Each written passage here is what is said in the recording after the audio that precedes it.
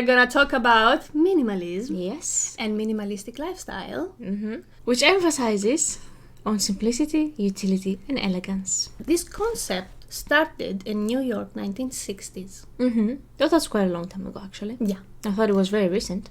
Yeah, exactly, because it has now become a trend. Yes, true. What we want to highlight is That quality over quantity means that you don't necessarily need to have a lot of things in your house, but you need to shop smart. Yeah. If you want to purchase an item, it shouldn't be, let's say, cheaper. But it should serve a purpose. Yes. Do you actually need it?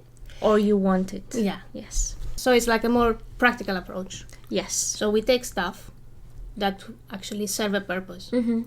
Not just buy stuff or take stuff just because we like them. Yes, exactly. Minimalism is all about the idea of promoting decluttering, let's say, and sort of assigning, let's say, significance to your personal belongings, for example. What you mean is eliminating distractions and making mindful choices. Exactly. Yeah. Minimalism is not a rule. It's just simply a mindset, even though it has become a trend the last couple of years. It shouldn't be taken seriously, but it's just a way of decluttering your homes and just keeping whatever you actually need, as we mentioned earlier, and not what you want. So basically what you want to say is there is no specific rules you have to follow. Yes. So nobody's going to tell you do this or take off that because it doesn't look good. Or don't buy this or this, for example, It's your choice and how you interpret minimalism in your life. Furthermore, minimalism does not only refer to decluttering and or whatever material you possess. It can include all your belongings, like at your home, for example, your decor, your clothes, your tools, your everything basically, or things like, could say time, perhaps. Like don't waste your time in...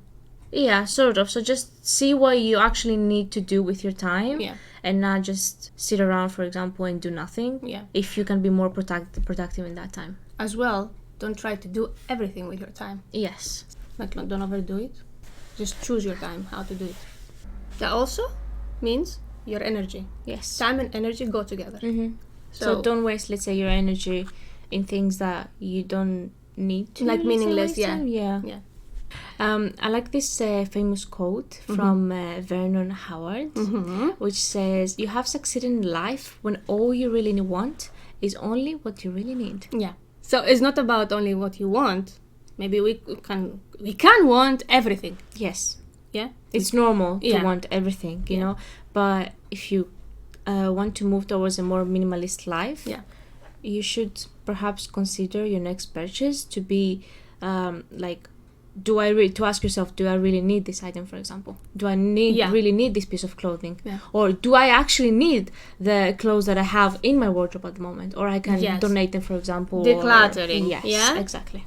So don't just keep stuff because you keep it for years and then you never use them. It's just gonna pile up. So just declutter. If you want something that, I don't know, some clothing that you don't have anymore or is ripped or something like that, then yes. Otherwise, not just consume. Have you seen Kim Kardashian, actually? Yeah. How her house is? Yes. It's completely minimalist. Yeah. Well, I don't know if I like that much minimalistic. It's a little bit too empty. Yeah. Like, I see sometimes her house is echoing. So yes. So it's not going to sound nice even. Yeah. But minimalism is, as you said, a mindset. It doesn't go by rule. So each person interprets it differently. Yeah. So we shouldn't follow, I don't know, Kim Kardashian because she's minimalist and she's a figure. Do you know actually the happiest people are the Danish? Why? Yeah. Because they lead a minimalist life. Okay. Even in their space or their environment or with family. and their time and everything. They tend to focus more on life balance, let's say, and their well-being as they try to, I think, spend more time with their families and doing maybe some activities outside and so on. They sort of try to spend their time more meaningful, let's say. This is mostly due to the high taxation. I think Denmark has really high tax rate, so this kind of creates a work-life balance in Denmark. So I think people are, let's say, more happier or more satisfied, so they're more willing, let's say, to spend their time constructively, more productively with their friends or in general, everything. So that's why they also have high standards in education and healthcare. Yes, exactly. Thus, they focus on their well-being. True. Not like us. Greedy. Not pee. It's not easy to be a minimalist. Because all the influence from the social media and advertisements and the, I don't know, TV, whatever, they push you through consumerism. And thus you become materialistic. Yes. When we go somewhere, for example, to shop, especially now, Christmas season, everything is shiny. Yes. And you see offers.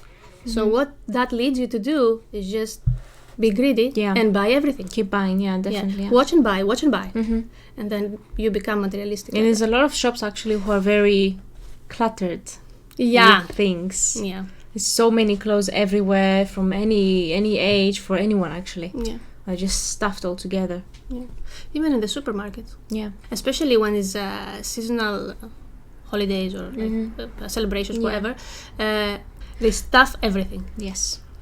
And I think only really high-end stores have a really minimalist display in their shops. Yeah. Like Gucci, for example, or Prada or Louis Vuitton. Yeah. They always have, like, for example, they might have like a whole stand just for a small bag or for a pair of heels or something. Yeah. Just a whole. And there are very like few items in the shop. What about the window display? Yes. It's so big definitely. And just one clothing or something like that. Yeah. Have you seen in the other stores, for example, like I don't know, H&M, Primark, or things like that? They're always, their display is full of mannequins with wearing like one clothing on top of each other and a hat and a scarf and everything. Yeah. So they're always and like around really there is many small stuff. Exactly, especially when there's Christmas, for example, period. Yeah. They decorate as well, so it becomes even more cluttered. Yeah. And inside the shop is even worse. Yeah.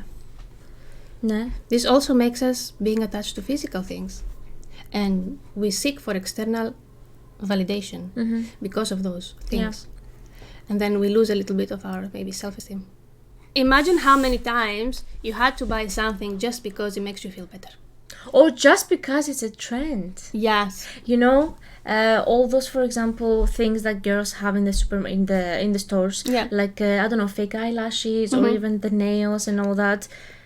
Or actually, even better example, there was one time that we used to buy those fake nails, like a whole pack from the shop. But nowadays, recently actually, they have these gel nails, not the ones you get in the sticker one. Yeah, the sticky one. Yeah. Then they say to you, you can buy like a small UV light at home. Yeah. So you just spill it, stick it, shape it, and that's it. It's ready. Yeah. Why do you buy this, for example? Because you're influenced from this and that. It may be a cheaper option and all that, but still, at the end of the day, if you think about it, behind this is a mindset that but it's in the market, I have to buy it. But why do you have to buy it? Do you really need it? Do you need it? Yes, that's the thing. Or you just want it? Exactly. So how many things you have at your home, for example, just because they were a trend? Yeah. You buy this, and that. But do you actually always use them? That's another thing as or well. You just pile them up. Yeah. Or then you just like, oh, it expired, I'm gonna have to throw it, for example, if it's like a foundation or a primer or a cream or anything like that. All of those stuff, at the end of the day, is just material possessions, and they occupy space in your space and in your time. Exactly. Because the more things you have, the more work is going to be for you when you want to clean, for example, when you want to declutter. It's gonna take hours for you to declutter, for example, something. Or if you don't want to throw your things, you're gonna be like, oh, I'm just gonna stuff it back in the drawer and keep it there. Why would you stuff it though? You're still keeping the item. Sometimes because of the pile up, and you just keep them for too long and add up, you cannot do the decluttering. It takes too much time and energy, so you say, I cannot deal with this now. Even your mindset is not, your mind does not let you go into the work, for example, into that thing because you're like, okay, it's too much, as you said, I'm just gonna leave it for now, and then skip it one day, skip it a second day, a third time, and all that, and then it just piles up. Imagine after 1 year or 2 years later, and you still have stuff you never use because you cannot find the time and energy to just go in there exactly and throw them, or just, I don't know, separate them or divide them, or I don't know, actually use them maybe. Yeah, definitely. I think the best thing perhaps someone can do is, if you know you have a lot of things at your home, like clothes or decor and all these kind of things, perhaps declutter every few months and not wait, let's say, at the end of the year or the next whole season to do so. For example, you can donate stuff. Yeah. And if you don't use something and it's there for a year or 2 years, sometimes clothing, old clothing, that's not on trend anymore. Yeah, of course, we're not going to wear them. Yeah. And all the time we go and buy stuff. Yeah. So the old ones, they stay there. So better if you donate them for a purpose. Yeah. A good purpose. You can also do this what's it called, if you have like some furniture, for example, or appliances in general, there are all these websites online now that you can sell them. Resell them. Resell them, exactly, like Facebook Marketplace is the first thing and the easiest place that you can sell things. You can either give them for free, so just post a picture and say you have this free item there, they can collect it, or even like sell them online for a cheaper price, if they're still okay, for example, or something. If you want to go buy something that serves more than 2 purposes. For example, if you want to go buy a nightstand, I've seen some people, what they do, the minimalist mindset is basically to buy something like just a small table, let's say, as a minimalist idea. But in that case, it will be more practical at the same time to buy a nightstand that has like 2 or 3 drawers. In that case, even if you have any clutter, you can just hide it somewhere inside, and it looks really, it's just like a box, so it looks more clean in the house, I think. The clean aesthetic. Yes, exactly. Yes, I think many people have seen this on Pinterest. Every time they make like this girls kind of room aesthetic and closets and all that. That's why so many people nowadays, they have walk-in closets, and they always like display their clothes and bags and heels and everything like so nicely. Another interesting idea is, with buying more practical stuff and leading a minimalist life, you actually save money. True. Because you're not just going out to buy stuff because you see them, because there's an offer, or because you want them. As well as this approach makes life stress-free. Makes it a bit easier, I think. As we said, less things you have, less decluttering.